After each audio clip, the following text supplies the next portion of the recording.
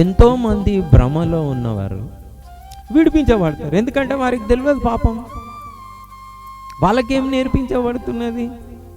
స్తుతించాలేనా? ఇప్పుడు నేను వస్తుంటే కూడా మీరు ఆ స్తుతి పాటనే వాడుతున్నాడు. చాలు బతికితే చాలు, స్తుతిస్తే చాలు. పక్క నరకానికి పోతాను మాట వినకుండా స్తుతిస్తే.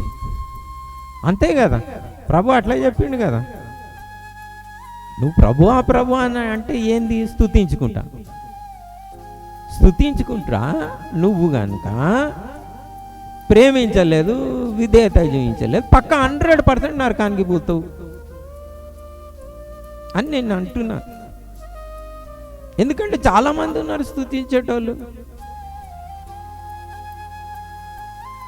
కానీ పోయేది నరకానికే. చూస్తున్నా నేను జీవితాలను. అంటే వేస్ట్ చేసుకోకండి.